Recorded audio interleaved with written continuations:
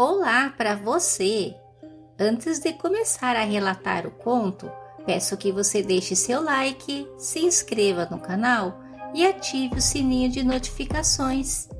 Toda essa interação faz o YouTube entender que você gosta desse tipo de conteúdo e lhe indicará mais vídeos quando forem postados.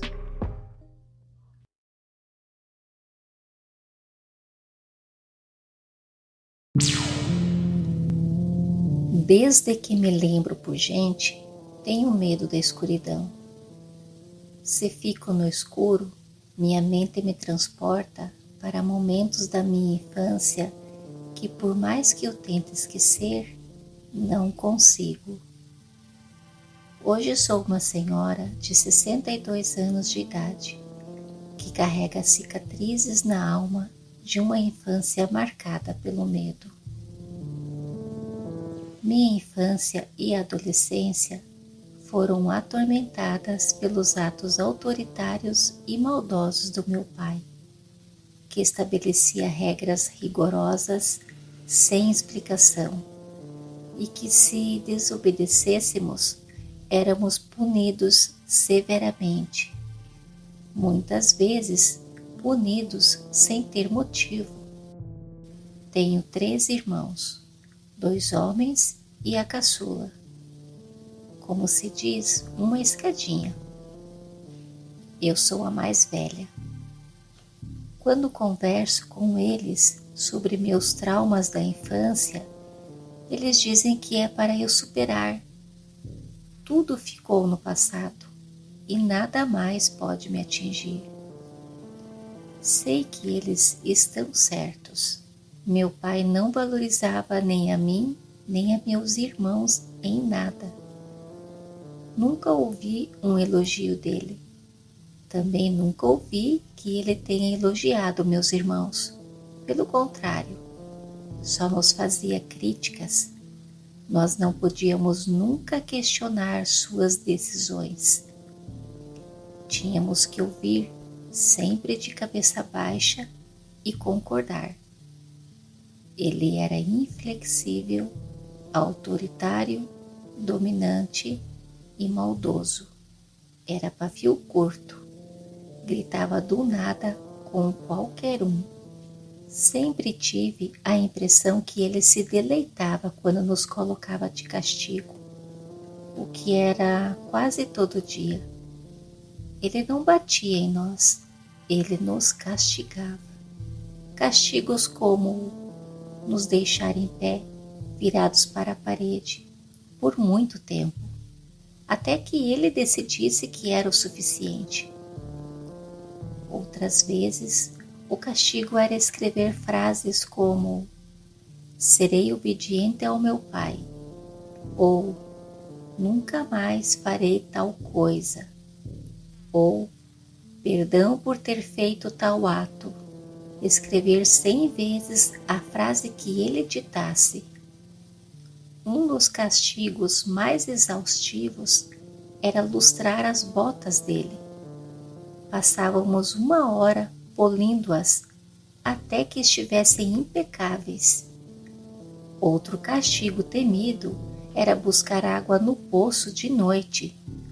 O poço e tudo ao redor se transformava em um cenário de terror.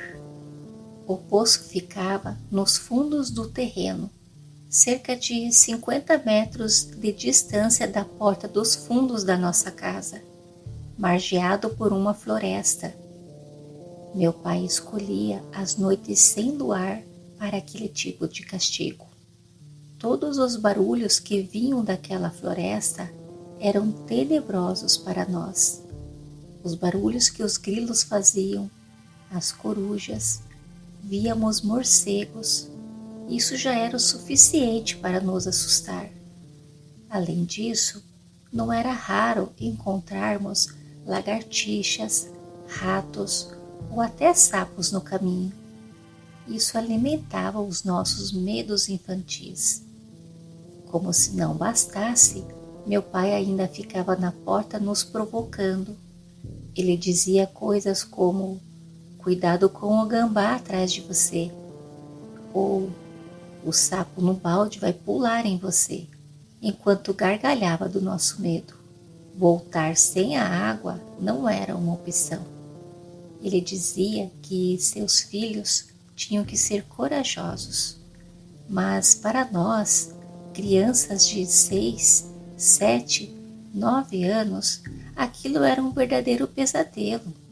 Também ele não deixava irmos em dupla até o poço. Sempre era um de nós por noite. Meu pai se divertia encontrando novos modos de nos infligir medo. Lembro da primeira vez que ele chegou em casa com uma caixa. Como a primogênita, eu era sempre a primeira a ser testada nas suas maldades. Se não tivesse motivo para o castigo, ele a arranjava. Ele me mandou colocar a mão dentro da caixa, mas sem olhar o que tinha dentro. Quando eu estava colocando a mão, ele me disse: "Você tem que ser o exemplo para seus irmãos. Mostre coragem. Você não vai ser mordida." Seus olhos brilhavam de uma expectativa sinistra, e logo lágrimas de medo começaram a cair dos meus olhos. Mas não adiantava chorar. O melhor a fazer era enfrentar logo de vez, para acabar com aquele martírio. Eu sou traumatizada até hoje com barata. Dentro daquela caixa havia dezenas delas. Outras caixas trazidas tiveram vagalumes, minhocas, pássaro morto, capim, filhotes vivos de ratos, goiabas podres com bichos. Às vezes não tinha nada, mas ele se divertia com o nosso medo. Posso passar 1 hora aqui listando os castigos impostos a nós, mas nada se comparava ao castigo do porão. Nossa casa possuía um porão sombrio de chão batido e sem luz, onde só o silêncio já era assustador, um portal para o desconhecido. Quando éramos enviados para lá, como já mencionei, era sempre um por vez. Cada um de nós tinha um jeito de enfrentar aquele castigo. Meu irmão mais velho dizia que ficava em pé o tempo todo, como se manter-se ereto fosse um escudo contra o medo. O mais novo necessitava encostar-se à parede, buscando um apoio físico. Ele tinha que se conectar a algo sólido. Eu, assim que descia os degraus de madeira rangente e a porta atrás de mim se fechava e o cheiro de mofo enchia minhas narinas, eu ficava sentada na escada, paralisada. Eu conseguia ouvir alguns sons ao longe, quase reconfortantes. Um bater de panela, um espirro vindo de algum cômodo da casa, trovoadas, mas o que realmente gelava os ossos eram os ruídos próximos, algo sendo arrastado, um roer nervoso que eu só podia imaginar ser de algum rato. Ou pior, eram os sons que não podíamos identificar. Eu ficava em pânico só de imaginar uma centopeia subindo em mim ou uma aranha. Podíamos chorar, espernear, que só se saía de lá quando ele quisesse. Ainda tenho em mim a sensação de que aquele porão tinha vida e se alimentava do nosso medo. Inúmeras vezes procuramos a chave do porão para entrarmos lá, sem o nosso pai saber. Queríamos entrar lá com uma lanterna para vermos como ele era. Também para levarmos para lá uma cadeira, velas, lanterna, qualquer coisa que amenizasse o castigo. Mas nunca conseguimos a chave. Acho que meu pai carregava a chave junto a si, para onde quer que fosse.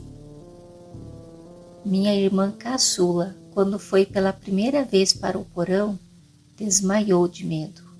ela sofreu nas suas idas ao porão. Ela nos contava que via vultos. Nem sabe como os via, porque no porão era um breu total. Ela ouvia sussurros, gargalhadas, quase sempre ela desmaiava. E o nosso pai encarava a situação como covardia.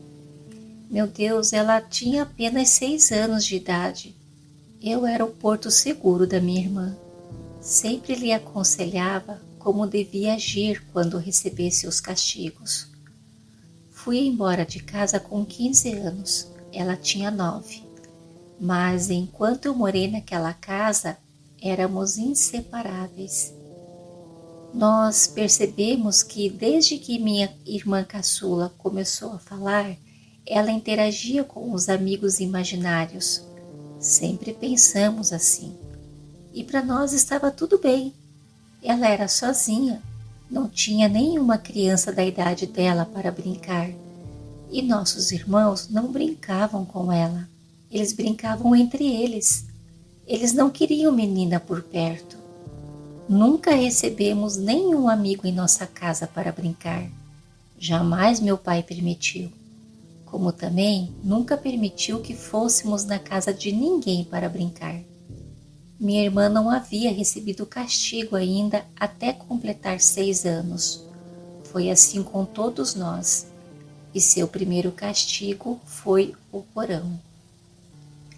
Ela contava que deitava encolhida no chão do porão e não queria nem respirar para não chamar a atenção de algo que pudesse estar escondido nas sombras. Eu lhe dei o meu rosário. Eu ganhei aquele rosário da minha professora, que me deu de presente porque eu sempre a ajudava com os livros, carregando-os até a secretaria. Sempre que minha irmã descia para o porão, segurava com força o rosário, o qual nunca saía de seu pescoço. Durante toda a sua infância, ela brincava com amigos imaginários. Quando minha irmã estava com 8 anos, ela me contou que havia feito uma nova amiguinha, cujo nome era Clara. Então ela passou a incluir essa amiguinha imaginária em tudo o que ia fazer. Dizia minha irmã para mim: a Clara quer que você leia uma história para a gente. A Clara queria muito que você penteasse o cabelo dela. Vamos brincar de pique-esconde? Eu, você e a Clara? A Clara me contou que hoje o papai vai trazer a caixa e que não é para ficarmos assustados, porque dentro da caixa vai ter só areia. E o pai trazia a caixa com areia. Sempre achamos que o pai contava para ela o que tinha dentro das caixas que ele trazia, porque minha irmã agradava muito ele. Quando eu lhe perguntava como ela sabia sobre o conteúdo da caixa, ela me respondia: a Clara me contou.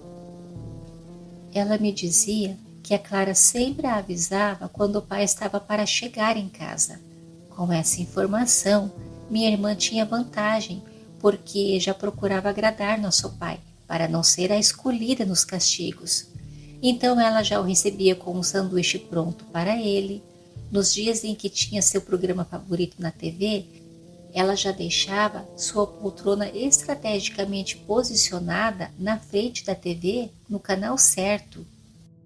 Ela dizia para o pai, quando ele estava de farda, que ele era o papai mais lindo que ela conhecia.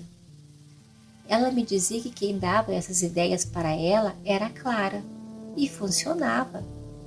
Minha irmã era a princesinha do pai.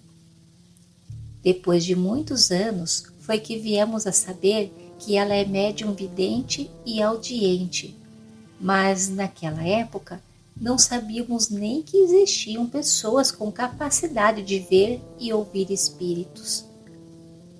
Vou falar do meu pai. Ele era o primeiro sargento da Marinha. Era homem de poucas palavras, não tinha amigos, cara fechada.